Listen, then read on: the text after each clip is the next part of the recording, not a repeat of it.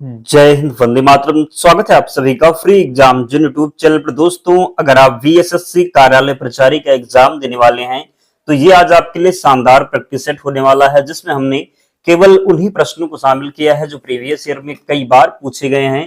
तो आपको सेशन में अंत तक बने रहना है, सभी प्रश्नों को पूरे ध्यान से देखना है। निश्चित ही इनमें से आपके एग्जाम में प्रश्न देखने को मिलेगा। तो चलिए सेशन को प्रारंभ करते हैं। और पहला शानदार प्रश्न है, पूछा गया है कि पटना उच्च न्यायालय की स्थापना कब की गई। क्या पूछा गया है? तो पटना उच्च न्यायालय की यहां पर आप कर लीजिए कि आधारशिला कब रखी गई। 30 नवंबर 1913, 1 दिसंबर 1913, 2 दिसंबर 1913, 3 दिसंबर 1913। तो पटना उच्च न्यायालय की आधारशिला कब? तो 1 दिसंबर 1913 को किसके द्वारा? तो हार्डिंग वायसराय था। कौन? तो हार्डिंग के कार्यकाल में 1 दिसंबर 1913 को पटना उच्च न्यायालय की आधारशिला रखी गई। तो जिसने भी सेकंड ऑप्शन 1 दिसंबर 1913 का चयन किया है, सही उत्तर हो जाएगा। याद रखेंगे, गलती नहीं करेंगे। दूसरा प्रश्न है, बिहार की राजकीय भाषा क्या है? हिंदी, उर्दू, संस्कृत या फिर अंग्रेजी। तो बिहार की राजकीय भाषा क्या है? हिंदी, उर्दू, संस्कृत या फिर अंग्रेजी। तो आपके लिए अत्यंत आवश्यक और आसान प्रश्न है। बिहार की राजकीय भाषा जो है ये हिंदी है। क्या है? तो बिहार की राजकीय भाषा हिंदी होगी, याद रखेंगे। अगला है, बिहार की द्वितीय राजकीय भाषा कौन सी है? तो द्वितीय जो राजकीय भाषा है ये उर्दू है। बिहार और उत्तर प्रदेश की दोनों की द्वितीय जो राजभाषा है ये क्या है? तो ये उर्दू है। द्वितीय जो राजकीय भाषा है बिहार और उत्तर प्रदेश की, ये दोनों की उर्दू है, याद रखेंगे। चौथा प्रश्न है, बिहार विधानसभा सीटों की संख्या कितनी है? 240, 242, 243 या फिर 244। तो आपको बताना है कि बिहार विधानसभा सीटों की संख्या कितनी है। तो बिहार विधानसभा सीटों की संख्या है 243। कितनी? तो 243, याद रखेंगे। अगला है, बिहार लोकसभा में सीटों की संख्या कितनी है? बिहार लोकसभा में सीटों की संख्या कितनी है? 35, 36, 38 या फिर 40। तो बिहार लोकसभा में सीटों की जो संख्या है ये 40 है। कितनी है? तो बिहार लोकसभा में सीटों की संख्या 40 है, याद रखेंगे। अगला है, 1945 में भारत के किस राज्य में भयानक अकाल पड़ा था? उड़ीसा, बिहार, बंगाल या फिर पंजाब। तो 1945 में भारत के किस राज्य में भयानक अकाल पड़ा था? तो कहां पर भयानक अकाल पड़ा था 1945 में? याद रखेंगे, कई बार यह प्रश्न पूछा गया है। तो जो राइट आंसर होगा यह बंगाल हो जाएगा। बंगाल में 1945 में भयानक अकाल पड़ा था। अगला है, भारतीय संविधान के किस अनुच्छेद में गौहत्या पर प्रतिबंध लगाया गया है? अनुच्छेद 35, अनुच्छेद 48, अनुच्छेद 56 या फिर अनुच्छेद 68 में। तो गौहत्या पर जो प्रतिबंध है ये किस अनुच्छेद में है? तो याद रखेंगे, जो राइट आंसर होने वाला है ये अनुच्छेद 48 होगा। क्या? तो अनुच्छेद 48 होगा। 50 में पूछा जाए तो कार्यपालिका और न्यायपालिका है, याद रखेंगे। अगला है, भारतीय संविधान की सबसे बड़ी विशेषता कौन सी है? भारतीय संविधान की सबसे बड़ी विशेषता पूछी गई है धर्मनिरपेक्ष, सबसे बड़ा संविधान, कानून का शासन, मौलिक अधिकार। तो भारतीय संविधान की सबसे बड़ी विशेषता कौन सी है? भारतीय संविधान की सबसे बड़ी विशेषता है यह सबसे बड़ा संविधान है। क्या? तो सबसे बड़ा संविधान है। अगला प्रश्न है, और आप में से जिन प्यारे दोस्तों ने अब तक वीडियो को लाइक नहीं किया है, निवेदन है आप सभी से जल्दी से वीडियो को लाइक कर दीजिए और चैनल को जरूर सब्सक्राइब करना है। निम्नलिखित में से कौन बायोस्फीयर रिजर्व या सुरक्षित जीवमंडल नहीं है? मन्नार की खाड़ी, नीलगिरी, काजीरंगा या फिर इनमें से कोई नहीं। तो पूछा गया है कि निम्नलिखित में से कौन बायोस्फीयर रिजर्व या सुरक्षित जीवमंडल नहीं है? इसका जो राइट आंसर होगा ये काजीरंगा हो जाएगा। क्या होगा? तो सही उत्तर काजीरंगा होगा, याद रखेंगे। 10 नंबर प्रश्न है, भोपाल गैस त्रासदी किस वर्ष हुई थी? 1984, 1990, 1930 या फिर 1992 में। तो भोपाल गैस त्रासदी किस वर्ष हुई थी? भोपाल गैस त्रासदी हुई थी 1984 में। कब? तो 1984 में भोपाल गैस त्रासदी हुई थी, याद रखेंगे। आपको कमेंट करके बताना है कि कौन सी जो गैस लीक हुई थी। देखते हैं किस किस को पता है। 11 नंबर प्रश्न है, भारत ने अपने पहले परमाणु बम का परीक्षण कब किया था? 1970, 1971, 1973 या फिर 1974 में। तो भारत ने अपने पहले परमाणु बम का जो परीक्षण किया था ये 1974 में किया था। कब? तो भारत ने अपने पहले परमाणु बम का परीक्षण 1974 में किया था। कब? तो भारत ने अपने पहले परमाणु बम का जो परीक्षण किया था 1974 में। पूछा जाए कहां पर किया था, तो पोखरण। कहां पर? तो पोखरण राजस्थान में, याद रखेंगे। कब? तो 1974 में। अगला है, स्वर्गीय रामविलास पासवान किस वर्ष बिहार विधानसभा के सदस्य निर्वाचित हुए थे? 1962, 1965, 1969 या फिर 1970 में? तो स्वर्गीय रामविलास पासवान किस वर्ष बिहार विधानसभा के सदस्य निर्वाचित हुए थे? 1969 में। कब? तो 1969 में। अगला प्रश्न है, बिहार में प्रथम कछुआ पुनर्वास केंद्र कहां बनाया गया? भागलपुर, दरभंगा, पश्चिमी चंपारण या फिर पटना में? तो बिहार में प्रथम कछुआ पुनर्वास केंद्र कहां बनाया गया? तो बिहार में प्रथम कछुआ पुनर्वास केंद्र बनाया गया था। कहां पर?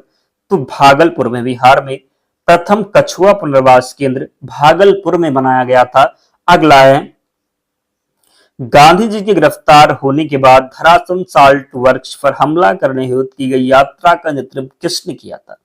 अब्बास तैयब जी, मदन मोहन मालवीय, जवाहरलाल नेहरू या फिर इनमें से कोई नहीं? तो गांधी जी के गिरफ्तार होने के बाद धरासन साल्ट वर्क्स पर हमला करने हेतु की गई यात्रा का नेतृत्व किया था अब्बास तैयब ने। किसने? तो अब्बास तैयब जी ने किया था। गांधी जी के गिरफ्तार होने के बाद धरासन साल्ट वर्क्स पर हमला करने हेतु की गई यात्रा का नेतृत्व, याद रखेंगे। 15 नंबर प्रश्न है, सिपाही विद्रोह के दौरान गवर्नर जनरल कौन था? सिपाही विद्रोह के दौरान गवर्नर जनरल कौन था? केनिंग, कार्नवालिस, डलहौजी या फिर हार्डिंग? तो सिपाही विद्रोह के दौरान गवर्नर जनरल कौन था? सिपाही विद्रोह के दौरान गवर्नर जनरल कौन था?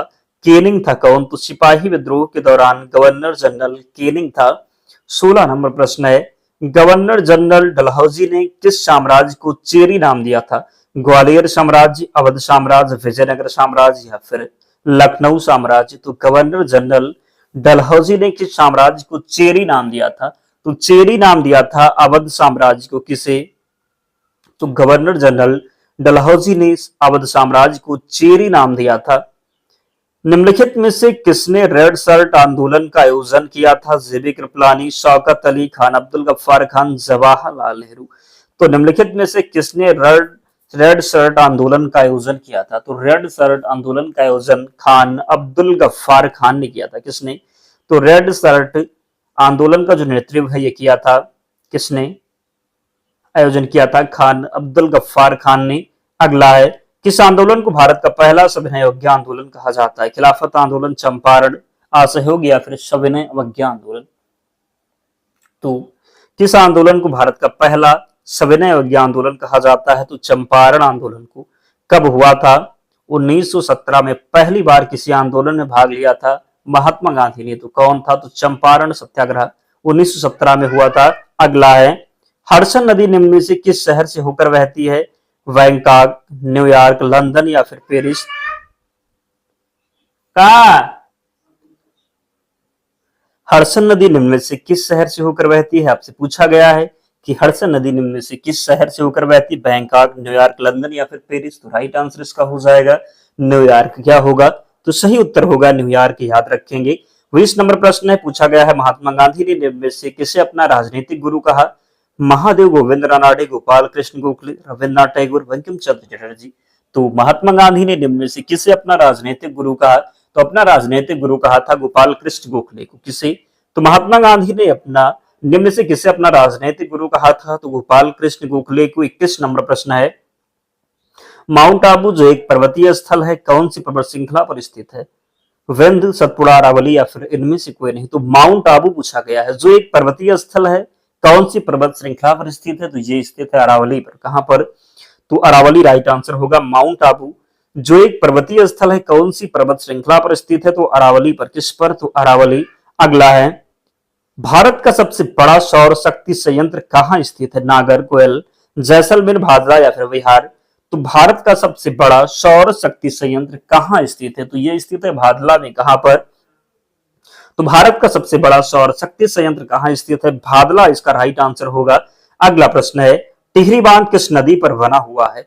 अलकनंदा, भागीरथी, गंगा या फिर यमुना?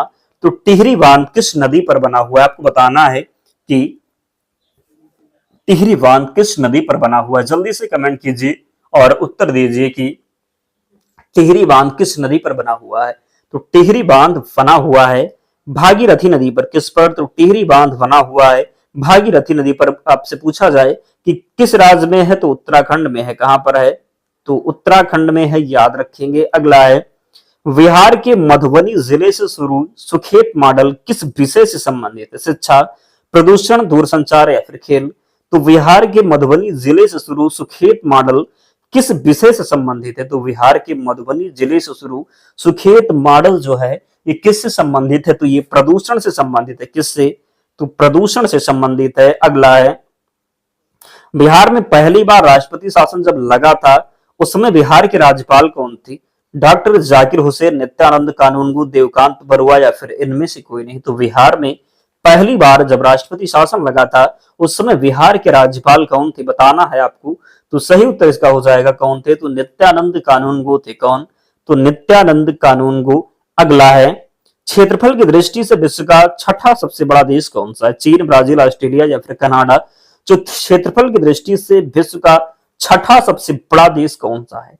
तो क्षेत्रफल की दृष्टि से विश्व का छठा सबसे बड़ा देश है कौन सा?